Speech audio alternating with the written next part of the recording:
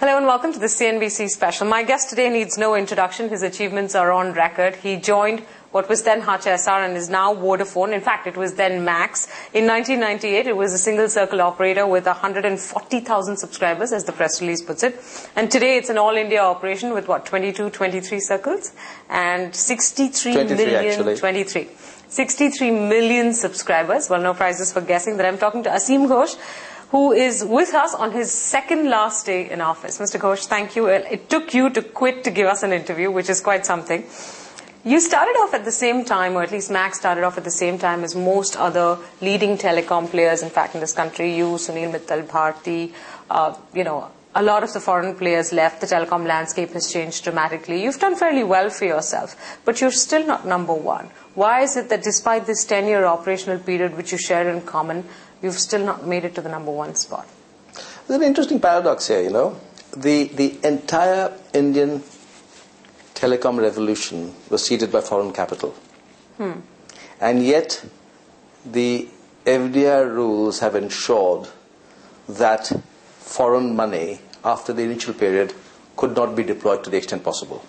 So there was a huge arbitrage in favor of a company with a significant Indian shareholding, which it could keep diluting and then mobilizing that capital as a result, versus a company that had a significant foreign shareholding, because the foreign shareholder, if he came in, could not dilute. He couldn't raise the local capital. So there was actually a paucity of capital in the country. And so the paradox is that though FDI was allowed, it was allowed to a point and no more. So for example, if you look at the total amount of equity that's in this business, the intrinsic equity that's in this business, you've got roughly today, a quarter of the amount of intrinsic equity that Bharti has, about the same as Idea has. And that has definitely limited the ability to deploy capital. So we've done what we've done through internal generation of resources after the initial capital that came in, which, by the way, for its time was massive. Yes. It was massive for the time. Yes. But it couldn't keep up with the needs. So therefore, we had to pace our growth step by step by step, and that's what we've done. But it couldn't keep up with the needs because Hutchison constraint, refused to dilute? Is that the case? Hutchison couldn't dilute because there wasn't enough local capital available. Well, it was available to Sunil Mittal, then why wasn't it available to you? He had foreign capital. He had foreign capital. He also went public. Yes. The Indian could dilute because there was lots of foreign capital available waiting to come in. A foreigner couldn't dilute because there's not a lot of Indian capital available. But the foreigners could bring in exactly the same capital as Hutchison could continue to bring in. Why did it stop? Because there was a limit of the FDI cap. So there's a limit to how an Indian can dilute indefinitely up to the FDI cap, but the foreigner cannot, once he's already at the limit, put in any more. So Hutchison refused to fund the business further? Couldn't. They were capped out. I'll still come back to the question of why you say you're undercapitalized. You had Indian partners as well. They were not willing to bring in capital.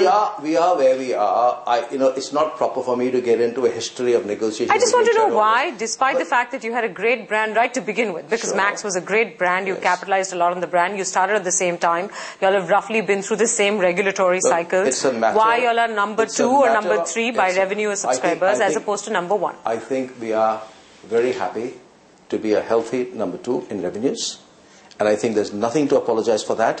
I have to remind you that in 1998 there was something like 32 different corporate entities, and it's very easy to remember how many didn't make it, or didn't have the stomach, or didn't have the stamina, and panicked and left, or found the going too tough and painful and left. So I think if in a field that started off with 32 players, you've ended up at number 2, hey, that's all right. To me, the gold medal goes for survival. When you start a race like this, and if you end the race, I think all the finalists should deserve a gold medal. That's honestly, it is, by all means, give a platinum medal to Sunil. But this has been a tough race. Sure it has. It's been a tough regulatory ride. It's been a period of enormous uncertainty. And to have survived that and come out is, I think, it's a good achievement by the team. Oh yes, number 1, number 2 is only the destination. Your journey's been far more exciting. I want to come to that in just a bit. But outside of capitalization, is there anything else that in hindsight now, having run this company for 10 years and brought it to where it is, do you think that Sunil, Bharti Mittal and Bharti did a little better, as, in terms of lessons that you learned from your peers? He's done a lot of things. To me again, you're getting into invidious comparison between just two players. Okay, and I have a lot of respect for what Bharti has done. I can only compare you with the best. I'm not going to compare you with the third best or the fourth best or the fifth best. That is extremely flattering. But there's no point me saying why didn't you do all the wrong things that Idea did for that matter, or BPL did. I think at critical times, Sunil has done a brilliant job of seizing the moment and pulling victory from the jaws of defeat.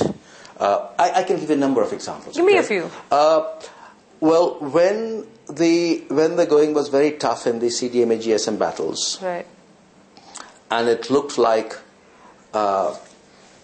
valuations could melt, he managed to do a deal with Singtel in the nick of time. Okay, and he managed to pull off an IPO in the nick of time. So at critical times, he has known when to dilute and bring capital in. And so I would say that the biggest achievements, and there are many achievements, don't get me wrong, we respect them as competitors, we compete viciously in the field. I'm not saying no, which is why I'm comparing you to the best. All that is fine. Yeah. But I think the biggest single achievement of the Bharti Group has been harmonious management of shareholders, such that the mobilization of capital for the business was never an issue.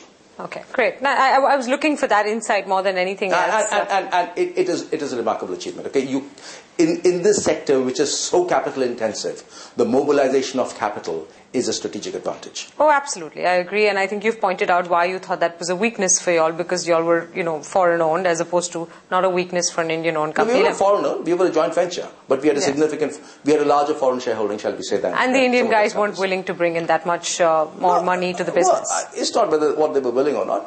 They didn't. Let me just put it that way. They had other priorities as well. They didn't. Okay. Right.